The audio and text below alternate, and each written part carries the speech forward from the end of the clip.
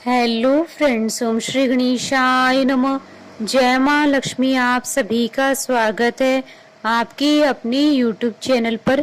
Friends, आज हम आपको इस वीडियो में बताने जा रहे हैं गजलक्ष्मी व्रत का शुभ मुहूर्त, पूजा विधि, उद्यापन विधि, महत्व और गजलक्ष्मी व्रत की कथा के बारे में। फ्रेंड्स, वीडियो शुरू करने से पहले आपसे रिक्वेस्ट है, अगर आप हमारे चैनल पर नए हैं और आपने अभी तक चैनल को सब्सक्राइब नहीं किया है तो प्लीज़ सब्सक्राइब कीजिएगा चैनल को, साथ ही प्रेस कीजिएगा बेल आइकन को, जिससे नए वीडियो से रिलेटेड नोटिफिकेशन आपको तुरंत प्राप्त हो सके। और वीडियो पसंद आने पर वीडियो को लाइक और शेयर जरूर कीजिएगा ताकि सभी भक्तों को इस वीडियो का लाभ प्राप्त हो सके। और कमेंट बॉक्स में जय माँ लक्ष्मी जरूर लिखिएगा। गजलक्ष्मी व्रत करने से देवी महालक्ष्मी की विशेष कृपा प्राप्त होती है। इस दिन माता महालक्ष्मी जी की विधिवत पूजा करने और व्रत रखने से सभी प्रकार की सुख और सुविधाओं की प्राप्ति होती है। साथ ही माँ लक्ष्मी की कृपा आप पर हमेशा बनी रहती है। अश्विन मास के कृष्ण पक्ष की अष्टमी तिथि के दिन देवी लक्ष्मी जी की पूजा और व्रत किया जाता है। इस व्रत को गजलक्ष्मी व्रत कहा जाता है। गजलक्ष्मी व्रत के दिन सोना खरीदने को विशेष महत्व दिया जाता है। मान्यता है कि इस दिन सोना खरीदने से सोने में 8 गुना वृद्धि होती है।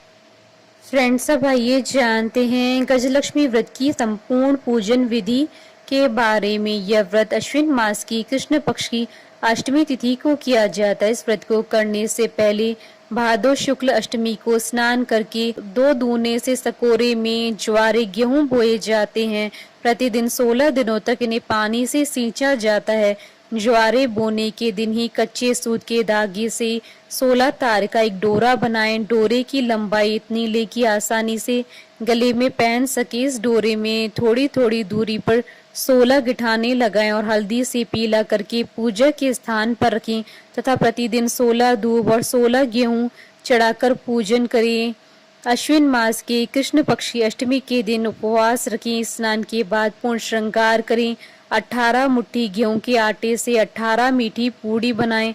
आटे का एक दीपक बनाकर 16 पूड़ियों के ऊपर रखें। दीपक में एक घी की बत्ती रखें। शेष 2 पूड़ी महालक्ष्मी जी को चढ़ाने के लिए रखें। पूजन करते समय इस दीपक को जलाएं तथा कथा पूरी होने तक दीपक जलते रहना चाहिए। अखंड ज्योति का एक और दीपक अलग से जलाकर रखें। पूजन के पश्चात इन्हीं 16 पूड़ी को बिये अर्थात सेवैया की खीर या मीठे दही से खाते हैं। इस व्रत में नमक नहीं खाते हैं। इन 16 पूड़ी को पति पत्नी या पुत्र ही खाएं, अन्य किसी को न दें। मिट्टी का एक हाथी बनाए या कुम्हार से बनवा ले जिस पर माँ लक्ष्मी जी की मूर्ति बैठी हो। सायंकाल जिस स्थान पर पूजन करना हो उसे गोबर से लीप कर पवित्र करें। रंगोली बनाकर बाजोड़ पर लाल वस्त्र बिछाकर हाथी को रखें। तांबे का एक कलश जल से भरकर चौकी के सामने रखें। एक थाली में पूजन सामग्री रोली, गुलाल, अबीर, अक्षत, लाल धागा, मेहंदी, हल्दी, टीकी, सुरक्या, दोवड़ा, लौंग, इलायची, खारक, बादाम, पान, गोल सुपारी, बिछिया, वस्त्र, फूल, धूप, अगरबत्ती, कपूर, इत्र, मौसमी फल, फूल, पंचामृत, मावे का प्रसाद आदि रखें। केले के पत्तों से झांकी बनाएं। संभव हो सके तो कमल के फूल भी चढ़ाएं। चौकी पर 16 तार वाला डोरा एवं ज्वारे रखें। विधि पूर्वक माँ लक्ष्मी जी का पूजन करें तथा कथा सुने एवं आरती करें। इसके बाद डोरे को गले में पहनने अथवा भुजा में बांधे। भोजन के पश्चात रात्रि जागरण तथा भजन कीर्तन करें। दूसरे दिन प्रातः काल हाथी को जलाशय में विसर्जन करके स्वाग सामग्री ब्राह्मणों को दे दें। फ्रेंड्स, अब आइए जानते हैं गजलक्ष्मी व्रत की उद्यापन विधि के बारे में। सामान्यतः यह व्रत 16 वर्षों तक किया जाता है। इसके उपरांत ही व्रत का उद्यापन किया जाता है, किंतु श्री माँ लक्ष्मी जी की असीम कृपा से मनोकामना शीघ्र पूरी हो जाए तो कम समय में भी उद्यापन किया जा सकता है। लेकिन व्रत को 16 वर्षों तक पूरे करना चाहिए। यदि परिस्थिति वर्ष 16 वर्ष के बाद उद्यापन नहीं कर सके तो व्रत को आगे भी किया जा सकता है जब तक कि उद्यापन न हो। किसी श्रेष्ठ विद्वान पंडित के द्वारा हवन करवाएं। पूजन पूर्वोक्त विधि के अनुसार करें। कथा सुने, आरती करें तथा 16 जोड़ों को भोजन करवाएं। पूजन के समय मिट्टी से बनाई गई मूर्ति को बिठाएं तथा ज्वारे के सामने 17 नारियल और स्वाग पूड़े की 17 टोकरी रखें, जिसमें स्वाग की समस्त वस्तुएं एवं ब्लाउज पीस एवं रुपए रखें। इनमें से एक टोकरी श्री महालक्ष्मी जी को चढ़ाएं। इसके साथ साड़ी, ब्लाउज, पेटीकोट एवं भगवान के नाम की धोती कुर्ता भी रखें। इनका संकल्प लें। 16 जोड़ों को भोजन कराने के पश्चात पुरुषों को पूजन में रखे गए नारियल के साथ 1 रुपया रखकर तिलक करके दें। स्त्रियों को स्वाग पुड़ा दक्षिणा के रूप में दें। पंडित जी को धोती कुर्ता एवं दक्षिणा दें। सबको भोजन कराने के बाद स्वयं मीठी पूड़ी, खीर या दही से खाएं। इस दिन भी नमक नहीं खाएं। रात्रि जागरण, भजन कीर्तन करें। अखंड ज्योति जलती रहनी चाहिए। प्रातः काल हाथी एवं फूल पत्ते आदि को जलाशय में विसर्जन करें। इसके बाद शेष बचा हुआ स्वाग पुड़ा लक्ष्मी जी को चढ़ाए गए वस्त्र एवं नारियल, धोती कुर्ता अपने सास ससुर अथवा ननंद नंदोई अथवा जेठ जेठानी अथवा किसी बड़े को देकर उनसे आशीर्वाद प्राप्त करें। फ्रेंड्स, अब आइए जानते हैं गजलक्ष्मी व्रत के शुभ मुहूर्त के बारे में। हिंदू पंचांग के अनुसार इस बार माँ लक्ष्मी व्रत का प्रारंभ 3 सितंबर 2022 शनिवार से हो रहा है और माँ लक्ष्मी व्रत का समापन 17 सितंबर 2022 शनिवार के दिन होगा।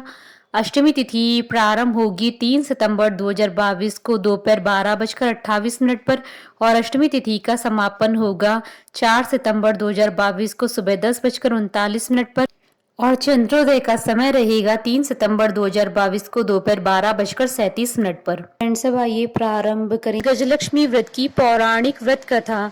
धर्म ग्रंथों में गजलक्ष्मी व्रत की 2 कथाएं प्रचलित हैं। पहली कथा, एक समय महर्षि वेद व्यास जी हस्तिनापुर पधारे। उनका आगमन सुन महाराज धृतराष्ट्र उनको आदर सहित राजमहल में ले गए। स्वर्ण सिंहासन पर विराजमान कराकर उनका पूजन किया। श्री व्यास जी से माता कुंती तथा गांधारी ने हाथ जोड़कर प्रश्न किया, हे महामुनि, आप त्रिकालदर्शी हैं, अतः आपसे हमारी प्रार्थना है कि आप हमको कोई ऐसा सरल व्रत तथा पूजन बताएं जिससे हमारा राज्य, लक्ष्मी, सुख, संपत्ति, पुत्र पौत्रादि एवं परिवार सुखी रहे। इतना सुन श्री वेद व्यास जी कहने लगे, हम एक ऐसे व्रत का पूजन एवं वर्णन करते हैं जिससे सदा लक्ष्मी जी का निवास होकर सुख समृद्धि की वृद्धि होती है। यह श्री माँ लक्ष्मी जी का व्रत है। इसे गजलक्ष्मी व्रत भी कहा जाता है, जिसे प्रतिवर्ष अश्विन कृष्ण अष्टमी को विधिवत किया जाता है। हे महामुनि, इस व्रत की विधि हमें विस्तार पूर्वक बताने की कृपा करें। तब व्यास जी बोले, हे देवी, यह व्रत भाद्रपद शुक्ल अष्टमी से प्रारंभ किया जाता है। इस दिन स्नान करके 16 सूत के धागों का डोरा बनाएं, उसमें 16 गांठ लगाएं, हल्दी से पीला करें। प्रतिदिन 16 दूब व 16 गेहूं डोरे को चढ़ाएं। अश्विन मास के कृष्ण पक्ष की अष्टमी के दिन उपवास रखकर मिट्टी के हाथी पर श्री महालक्ष्मी जी की प्रतिमा स्थापित कर विधि पूर्वक पूजन करें। इस प्रकार श्रद्धा भक्ति सहित माँ लक्ष्मी जी का व्रत पूजन करने से आप लोगों की राज्य लक्ष्मी में सदा अभिवृद्धि होती रहेगी। इस प्रकार व्रत का विधान बताकर श्री वेद व्यास जी अपने आश्रम को प्रस्थान कर गए। इधर समय अनुसार भाद्रपद शुक्ल अष्टमी से गांधारी तथा कुंती ने अपने अपने महलों में नगर की स्त्रियों सहित व्रत का आरंभ करने लगी। इस प्रकार 15 दिन बीत गए। 16वें दिन अश्विन कृष्ण अष्टमी के दिन गांधारी ने नगर की सभी प्रतिष्ठित महिलाओं को पूजन के लिए अपने महल में बुलावा दिया। माता कुंती की यहाँ कोई भी महिला पूजन के लिए नहीं आई। साथ ही माता कुंती को भी गांधारी ने नहीं बुलाया। ऐसा करने से माता कुंती ने अपना बड़ा अपमान समझा। उन्होंने पूजन की कोई तैयारी नहीं की एवं उदास होकर बैठ गई। जब 5 पांडव युधिष्ठिर, अर्जुन, भीम, नकुल और सहदेव महल में आए तो कुंती को उदास देखकर कहा, हे माता, आप इस प्रकार उदास क्यों हैं? आपने पूजन की तैयारी क्यों नहीं की?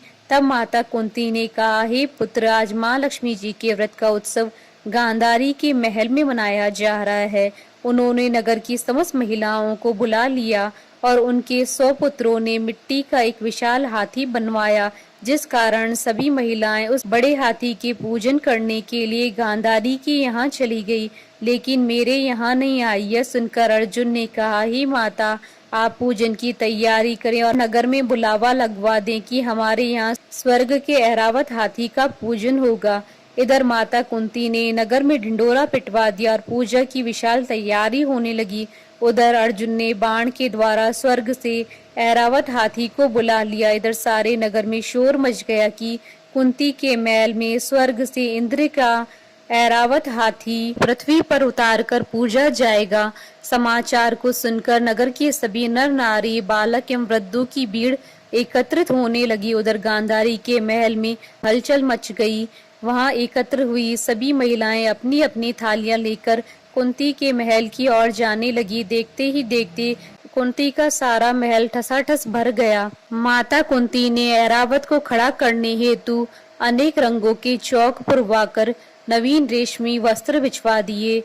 नगरवासी स्वागत की तैयारी में फूल माला बीर गुलाल केसर हाथों में लिए पंक्तिबद्ध खड़े थे। जब स्वर्ग से ऐरावत हाथी पृथ्वी पर उतरने लगा तो उसके आभूषणों की ध्वनि गूंजने लगी। ऐरावत के दर्शन होते ही जय जयकार के नारे लगने लगे। सायंकाल के समय इंद्र का भेजा हुआ हाथी ऐरावत माता कुंती के भवन के चौक में उतर आया। तब सब नर नारियों ने पुष्पमाला बीर गुलाल केसर आदि सुगंधित पदार्थ चढ़ाकर उनका स्वागत किया।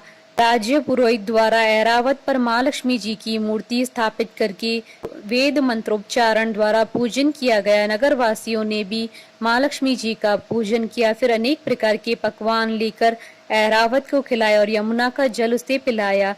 राज्य पुरोहित द्वारा स्वस्ति वाचन करके महिलाओं द्वारा माँ लक्ष्मी जी का पूजन कराया गया। 16 गांठों वाला डोरा लक्ष्मी जी को चढ़ाकर अपने अपने हाथों में बांध लिया। ब्राह्मणों को भोजन कराया गया। दक्षिणा के रूप में स्वर्ण आभूषण वस्त्र आदि दिए गए। तत्पश्चात महिलाओं ने मिलकर मधुर संगीत लहरियों के साथ भजन कीर्तन कर संपूर्ण रात्रि माँ लक्ष्मी का व्रत जागरण किया। दूसरे दिन प्रातः राज्य पुरोहित द्वारा वेद मंत्रोच्चार के साथ जलाशय में माँ लक्ष्मी जी की मूर्ति का विसर्जन किया गया। फिर ऐरावत को विदा कर इंद्रलोक को भेज दिया गया। इस प्रकार जो स्त्रियां श्री माँ लक्ष्मी जी का विधि पूर्वक व्रत एवं पूजन करती हैं, उनके घर धन धान्य से पूर्ण रहते हैं तथा उनके घर माँ लक्ष्मी जी सदा निवास करती है। इस हेतु माँ लक्ष्मी जी की स्तुति अवश्य बोले। स्तुति इस प्रकार है। महालक्ष्मी नमस्तुभ्यं सुरेश्वरी हरिप्रिये नमस्तुभ्यं दयानिधे। दूसरी कथा। प्राचीन काल में एक नगर में एक बहुत ही गरीब ब्राह्मण रहा करता था। वह ब्राह्मण पूरी श्रद्धा से भगवान विष्णु जी की पूजा किया करता था। उसकी पूजा और भक्ति से प्रसन्न होकर उसे भगवान श्री हरि विष्णु जी ने दर्शन दिया और ब्राह्मण से अपनी मनोकामना मांगने के लिए कहा। जिसके बाद ब्राह्मण ने लक्ष्मी जी का निवास अपने घर होने की इच्छा जाहिर की। यह सुनकर भगवान विष्णु जी ने माता लक्ष्मी जी की प्राप्ति का मार्ग ब्राह्मण को बता दिया। उन्होंने बताया कि मंदिर के सामने एक स्त्री आती है जो यहाँ आकर उपलेप थापती है। तुम उसे अपने घर आने का आमंत्रण देना। वही स्त्री देवी महालक्ष्मी है।